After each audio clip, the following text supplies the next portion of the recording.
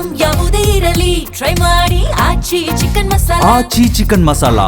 ಮತ್ತೆ SIR ಮಹಾಯುದ್ಧ ವಿಶೇಷ ಕಾರ್ಯಕ್ರಮಕ್ಕೆ ಸ್ವಾಗತ. ಚಂದ್ರಶೇಖರ್ ಅವರೇ, ಈಗ ಕರ್ನಾಟಕದಲ್ಲಿ ನಡೀತಾ ಇರೋ SIR ಪ್ರಕ್ರಿಯೆಯನ್ನು ಇಲ್ಲಿಗೆ ನಿಲ್ಲಿಸಿ ಸ್ಥಗಿತಗೊಳಿಸಿ ಈಗಾಗಲೇ ಸಂಗ್ರಹಿಸಲಾದಂಥ ಎಲ್ಲ ಗಣತಿ ನಮೂನೆಗಳ ಮರುಪರಿಶೀಲನೆ ಮಾಡಿ ಮತ್ತು ಸಂಪೂರ್ಣ ಪ್ರಕ್ರಿಯೆಯನ್ನು ಮೇಲ್ವಿಚಾರಣೆ ಮಾಡೋದಕ್ಕೆ ನೀವು ಬೇರೆ ರಾಜ್ಯದ ಕೇಂದ್ರದ ವೀಕ್ಷಕರನ್ನು ನೇಮಿಸಿ ಅನ್ನೋದು. ಅಂದರೆ ಈಗ ಇದನ್ನ ನಿಲ್ಲಿಸಬೇಕಾ ತಮ್ಮ ಪ್ರಕಾರ SIR ಪ್ರಕ್ರಿಯೆ? ಅದು ನಮ್ಮ ಬೇಡಿಕೆ. ಯಾಕೆ ಅಂತ ಹೇಳಿದ್ರೆ ಇದು ಕೇವಲ ನಮ್ಮೊಬ್ಬರದೇ ವಿಚಾರ ಅಲ್ಲ, ಈವನ್ ಜನಸಾಮಾನ್ಯ ಅದೇ ಮಾತಾಡ್ತಾರೆ, ಮೀಡಿಯಾಗಳು ಅದನ್ನೇ ತೋರಿಸ್ತಾ ಇದ್ದೀರಿ.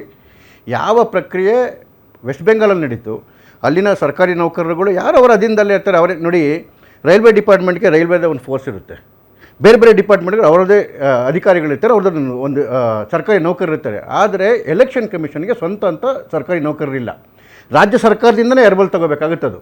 ಸೊ ಹಾಗಾಗಿ ಆ ರಾಜ್ಯ ಸರ್ಕಾರದ ನೌಕರರು ಸಾಮಾನ್ಯವಾಗಿ ರಾಜ್ಯ ಸರ್ಕಾರದ ಹಿಡಿತದಲ್ಲಿರ್ತಾರೆ. ಅವ್ರಿಗೆ ಇರ್ತಕ್ಕಂಥ ಪಾಪ ಅವ್ರಿಗೆ ಬೇರೆ ಏನು ದಾರಿ ಇಲ್ಲ. ನಾವು ಬೆಳಗ್ಗೆ ಎದ್ದು ತಿರ್ಗಾ ರಾಜ್ಯ ಸರ್ಕಾರದ ಮುಂದೆನೇ ಅವರು ನಿಂತ್ಕೋಬೇಕಾಗತ್ತಿಲ್ಲ ಅಂತ ಹೇಳಿದ್ರೆ ನೀರು ಇದು ಇಲ್ದಿರೋ ಊರಿಗೆ ಟ್ರಾನ್ಸ್ಫರ್ ಮಾಡ್ತಾರೆ, ಅವ್ರು ಮಾತು ಕೇಳಿಲ್ಲ ಅಂತ ಹೇಳಿದ್ರೆ. ಹಾಗಾಗಿ ಅವರು ಬದುಕೋ ಅವಶ್ಯಕತೆಗೋಸ್ಕರ ಅದು ಬದುಕೋ ವಿಧಿ ಇಲ್ದಂಗೆ ಸರ್ಕಾರದ ಮಾತು ಕೇಳಬೇಕಾಗುತ್ತೆ. ಹಾಗಾಗಿ ಸ್ವಲ್ಪ ಹೆಚ್ಚು ಕಡಿಮೆಗಳು ಈ ರೀತಿ ಆಗುತ್ತೆ. ಒಂದು ಏನಂತ ಹೇಳಿದ್ರೆ, ಏನು ವೆಸ್ಟ್ ಬೆಂಗಾಲಲ್ಲಿ ಈ ಥರ ಪ್ರಕ್ರಿಯೆಯಲ್ಲಿ ಅನಾಚಾರಗಳು ನಡೀತಾ ಇದೆ ಅಂತ ಹೇಳಿ ಕೋರ್ಟ್ಗೆ ಹೋದಾಗ ಸುಪ್ರೀಂ ಕೋರ್ಟ್ ಮಾನಿಟರಿಂಗಲ್ಲಿ ಪ್ರತಿ ಡಿಸ್ಟಿಕ್ಕಿಗೆ ಒಂದೊಂದು ಜಿಲ್ಲೆಗೆ ಒಬ್ಬೊಬ್ಬ ಹೈಕೋರ್ಟ್ ಅಡ್ವೊಕೇಟ್ಗಳನ್ನ ಮಾನಿಟರ್ ಮಾಡಿ ಅವರ ಮಾನಿಟರಿಂಗ್ ಒಳಗಡೆಗೇನೆ SIR ಪ್ರಕ್ರಿಯೆ ನಡೆಯೋ ಆ ಥರ ಮಾಡ್ತು. ಅಲ್ಲಿ ಶಾರ್ಟೇಜ್ ಆಯಿತು ಅಂತೇಳಿ ಜಾರ್ಖಂಡು ಮತ್ತು ಏನು ಒರಿಸ್ಸಾಯಿಂದ ಕೂಡ ಏನು ಸಿಟ್ಟಿಂಗ್ ಜಡ್ಜ್ಗಳು, ಹೈಕೋರ್ಟ್ ಜಡ್ಜ್ಗಳು ಅಥವಾ ರಿಟೈರ್ಡ್ ಹೈಕೋರ್ಟ್ ಜಡ್ಜ್ಗಳು ತೊಗೊಂಬಂದು ಅವರ ಮುಖಾಂತರ ಮಾಡಬೇಕಾಯಿತು. ಅದರ ಅರ್ಥ ಏನಂತ ಹೇಳಿದ್ರೆ, ಇದರಲ್ಲಿ ಸುಪ್ರೀಂ ಕೋರ್ಟು ಯಾವುದೇ ಒಂದು ಸಣ್ಣವಾದ ವ್ಯತ್ಯಾಸ ಆಗಲಿಕ್ಕೆ ಬಿಡದೆ ಹೋಯ್ತದು. ಅದೇ ರೀತಿ ಇಲ್ಲೂ ಕೂಡ ಆಗಬೇಕು. ಯಾಕೆ ಅಂತ ಹೇಳಿದ್ರೆ ಇವತ್ತು ನಾವು ದಿನ ನೋಡ್ತಾ ಇದ್ದೀವಿ, ನೀವು ಮಾತಾಡ್ಬೇಕಾದ್ರೆ ಮಾತಾಡಲಿ, ಸ್ವಲ್ಪ ಡೆಕೋರಮ್ ಅಂತ ಒಂದಿರುತ್ತೆ, ಸ್ವಲ್ಪ ಜ್ಞಾನ ಇಟ್ಕೊಳ್ಳಿ. ನಿಮ್ಮ ತಮ್ಮ ಜ್ಞಾನ ತಮಗೆ ಬಹಳ ಚೆನ್ನಾಗಿ ಗೊತ್ತಾಯ್ತು. ಇವ್ರು ಹೇಳ್ತಾ ಇದ್ರು 58,000 ಬೂತ್ ಇದೆ, ಅದ್ರಲ್ಲಿ 55,000 ಮತ್ತೆ BLOಗಳು ಅಂತೇಳಿ. ದಯಮಾಡಿ ಸ್ವಲ್ಪ ವಿಷಯ ತಗೊಂಬನ್ನಿ. 50 ಅವರೊಬ್ಬರ ಹತ್ರ ಮಾತಾಡ್ಕೊಳ್ಳಿ, ಅದನ್ನ ತಡ್ಕೊಳ್ರಿ ಒಂದು ನಿಮಿಷ. 58,282 ಬೂತ್ಗಳಿಗೆ ಸುಮಾರು 64,000. ನಾನು ಮೊದಲಿಗೆ ಹೇಳಿದ್ನಲ್ಲ, ಇದು ವೆಸ್ಟ್ ಬೆಂಗಾಲ್ ಆಗುತ್ತೆ, ಕರ್ನಾಟಕನೂ ಕೂಡ. 2 ಸೆಕೆಂಡ್ಸ್ ಮೇಡಮ್, ನಾನು ಜಾಸ್ತಿ ತಗೊಳ್ಳಲ್ಲ. ಇವರಿಗೆ ಮಾಹಿತಿ ಕೊಡ್ತಾ ಇದ್ದೀನಿ. 58,282 ಬೂತ್ಗೆ 54,670 BLOಗಳನ್ನ ಅಲಾಟ್ ಮಾಡಿರೋದು, ಕಡಿಮೆ ಮಾಡಿಲ್ಲ, ಅಡಿಷನಲ್ ಆಗಿ ಇನ್ನು ಹೆಚ್ಚು ಕಡಿಮೆ ಆಗಲಿಲ್ಲ ಅಂತೇಳಿ ಸುಮಾರು 6,000 BLOಗಳನ್ನ ಜಾಸ್ತಿನೇ ಅಪಾಯಿಂಟ್ ಮಾಡಿ ಇಟ್ಟಿದೆ ಎಲೆಕ್ಷನ್ ಕಮಿಷನ್. ಮೊದಲನೇದು. ಎರಡನೇದು, ಈ ತರ ಆಗಿರ್ತಕ್ಕಂಥ ಏನು ಮಾಸಲ್ಲಿ ಏನೇನಾಯ್ತು, ಈ ಥರ 10 ಜಿಲ್ಲೆಗಳಲ್ಲಿ 10 ಕ್ಷೇತ್ರಗಳಲ್ಲಿ ಆಯಿತು. ಅದಕ್ಕೋಸ್ಕರ ಈ ಪ್ರೋಸೆಸ್ ಸರಿಯಾಗಿ ಆಗಿಲ್ಲ.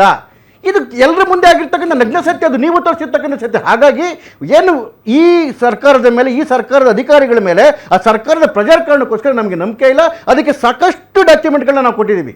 ವಿತ್ ಡಾಕ್ಯುಮೆಂಟ್ ನಾವು ಸೆಂಟ್ರಲ್ ಎಲೆಕ್ಷನ್ ಕಮಿಷನ್ಗೆ ಹೋಗಿದ್ದೀವಿ. ಹಾಗಾಗಿ ಇದನ್ನು ನಲ್ಲಿಫೈ ಮಾಡಿ ಹೊಸದಾಗಿ ನೀವೇನು ಪ್ರೋಸೆಸ್ ಇದೆ ಅದು ನಿಮ್ಮ ಏನು ಸುಪರ್ದಿ ಒಳಗಡೆಗೆ ನಿಮ್ಮ ಮೇಲುಸ್ತುವರಿಯಲ್ಲಿ, ನಿಮ್ಮ ಮೇಲುಸ್ತುವರಿ ಅಕಸ್ಮಾತ್ ಅಲ್ಲಾಗಲಿಲ್ಲ ಅಂತೇಳಿ ನಾವು ಇವನ್ ಸುಪ್ರೀಂ ಕೋರ್ಟ್ಗೆ ಹೋಗ್ತಕ್ಕಂಥ ಪ್ರಕ್ರಿಯೆ ಕೂಡ ಇವತ್ತಾಗಲೇ ನಡೆದಿದೆ. ನಾಳೆ ಸುಪ್ರೀಂ ಕೋರ್ಟ್ ಕೂಡ ಕದವನ್ನು ಕೂಡ ತರ್ತೇವೆ. ನಮಗೆ ಆಗಬೇಕಾಗಿರ್ತಕ್ಕಂಥದ್ದು, ಈ ಕಾಂಗ್ರೆಸ್ ಸರ್ಕಾರ ಈ ಸೋಲ್ತಕ್ಕಂಥ ಬೈದಿಕೆ ಯಾವ ಅಕ್ರಮ ಬಾಂಗ್ಲಾದೇಶಿಗಳನ್ನು ಒಳಗಡೆಗೆ ನುಸುಳಬೇಕು ಅನ್ನೋ ಒಂದೇ ಒಂದು ಕಾರಣಕ್ಕೋಸ್ಕರ ಮಸೀದಿ ಒಳಗಡೆಗೆ, ಶಾದಿ ಮಹಲ್ ಒಳಗಡೆಗೆ ತಂದು ಮಾಡ್ತಾ ಇದ್ದಾರೆ. ಇಲ್ಲ ಅಂತೇಳಿ ಇವ್ರಿಗೆ ಧೈರ್ಯ ಮನೆಗಳಿಗೆ ಹಾಕೋಗ್ಲಿಲ್ಲ.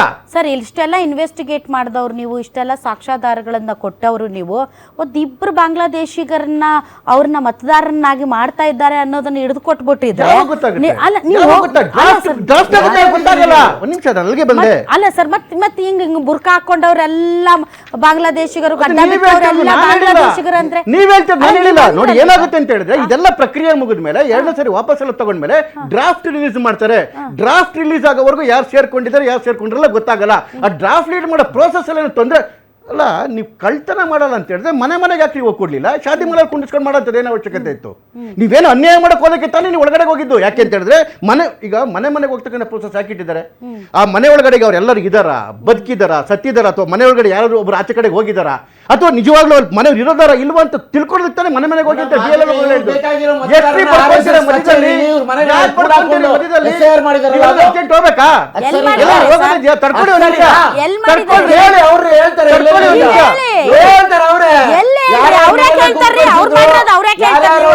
ಕೂಡ್ಕೊಂಡಿದ್ರು RSS ಕಚೇರಿ. ಹೇಳಿ ಯಾವ ನೀವೇ ಮಾತು ತೋರಿಸಿದ್ದೀರಿ. ಹೇಳಿದ್ರಿ? ನಗ್ತಾರ್ರಿ, ಹುಚ್ಚುಚ್ಚಾಗಿ ಮಾತಾಡಿದ್ರೆ ಕರ್ಕೊಳ್ಳಿ. ಆ? ಮೇಡಮ್, ನನ್ನ ಟೈಮ್ ಜಯನಗರದಲ್ಲಿ ನಡೆದಿದೆ. ದನ ಕಾಯ್ತಾ ಇದ್ದಾರೆ, ಕಂಪ್ಲೇಂಟ್ ಕೊಡೋದ್ಬಿಟ್ಟು ಕಂಪ್ಲೇಂಟ್ ಇದ್ದಾರೆ ಬಸವನಗುಡಿಯಲ್ಲಿ ನಡೆದಿದೆ. ಕಂಪ್ಲೇಂಟ್ ಕೊಡೋದ್ ಬಿಟ್ಟು ದನ ಕಾಯ್ತಾ ಇದ್ರು ಕಾಂಗ್ರೆಸ್ ಅವರು. ಅಲ್ಲ, ಕಂಪ್ಲೇಂಟ್ ಯಾಕೆ ಕೊಟ್ಟಿಲ್ಲ? ಗೊತ್ತಿದೆ ಜನರ ಮುಂದೆ ಬಸವನಗುಡಿ ಆಡ್ಕೊಂಡು ಬರ್ತಾರೆ, ಹಿಂಗೆಲ್ಲ ಮಾತಾಡೋದು ನೋಡಿದ್ರೆ ಆಯ್ತಲ್ಲ? ಆಯ್ತ್ರಿ, ಆಯ್ತು, ಟೈಮು. ನಾವು ಕಂಪ್ಲೇಂಟ್ ಕೊಡಕ್ ಹೋಗ್ತೀವಿ ಇದಕ್ಕೆ. ಚುನಾವಣಾ ಆಯೋಗ ಬಿಜೆಪಿ ಅವ್ರಿಗೆ ಜೆಡಿಎಸ್ ಅವರು ಮಾತ್ರ ಅವಕಾಶ ಕೊಡುತ್ತೆ. ನಾವು ಕೊಡಕ್ ಬರ್ತೀವಿ ಅಂತಂದ್ರೆ ನಮ್ಗೆ ಅಪಾಯಿಂಟ್ಮೆಂಟ್ ಕೊಡ್ತಾ ಇಲ್ಲ. ಯಾಕೆ ಕಾಮಿಡಿ ಸೀನ್ ಏನ್ರಿ ಇದು? ಯಾಕೆ ಮೇಡಮ್ ಹೇಳಿ, ನಿಜ ಇಲ್ಲಿ ನಾವ್ ಇದನ್ನ 3 ದಿನದಿಂದ ಹೇಳ್ತಾ ಇದ್ದೇವೆ. ನಾವು ಕಂಪ್ಲೇಂಟ್ ಕೊಡೋದಕ್ಕೆ ಅಪಾಯಿಂಟ್ಮೆಂಟ್ ಕೇಳಿದ್ವಿ, ಕೊಟ್ಬಿಟ್ರು. ಆಕ್ಟರು, ಜೋಕರು, ಮತ್ತೆ ಇವರು ಬ್ರೋಕರ್ ಅಂತ ಅಮೆರಿಕದವ್ರು ಹೇಳಾಯ್ತು ನಿಮ್ ನಾಯಕರಿಗೆ, ದೇಶಗೂ ಇದು ವಿಶ್ವಗುರಿಗೆ ಹೇಳಾಯ್ತು. ಅವರು ಆಕ್ಟರ್ ಯಾರು, ನೀವು ಏನ್ರಿ ಅನ್ನೋದಂದ್ರಿ ಎಲ್ಲ ಜೋಕರ್ ಅಂದ್ರಿ ಅದಂದ್ರಿ ಅಲ್ಲ, ಏನು ಮಾಡಿಲ್ಲ ಅಂತ ಮತ್ತೆ ನೀವ್ ಅಂತೀರಾ? ಕಾಮಿಡಿ ಪೀಸ್ ಅಂದ್ರಿ ಪಾಪ ಎಲ್ಲ ಅನ್ನು ಮಾತು ನಾನು ನೋಡಿ ರಾಧವ್ರೆ ಅಂದ್ರೆ ನಾ ಏನ್ ಮಾಡ್ಲಿ? ಇಬ್ರು ಒಬ್ರಿಗೊಬ್ರು ಬೈಕ್ ಹೊತ್ ಕೂತೀರಿ. ಪ್ಯಾನಲ್ ಅಲ್ಲಿ ಹೆಂಗ್ ಮಾತಾಡೋದು? ನಾನು ಮಾತಾಡಿದ್ನ ಅವ್ರು ಮಾತಾಡ್ಬೇಕಾರೆ ಫಸ್ಟ್ ನೀವೇ ಜೋಕರ್. ಅಲ್ಲ, ಅವ್ರು ನನ್ನ ಟೈಮಲ್ಲಿ ಮಾತಾಡ್ಬೇಕಾರೆ ಇನ್ನೇನಂತಾರ್ರಿ ಅದನ್ನ? ಕಂಪ್ಲೇಂಟ್ ಕೊಡ. ಕರ್ನಾಟಕದಲ್ಲಿ ಈಗ ತಕ್ಷಣದಲ್ಲಿ ಯಾವ ಚುನಾವಣೆ ಇದೆ? ಸರಿ ಅದಕ್ಕೆ ಅವರು 2028 ಇರೋದು.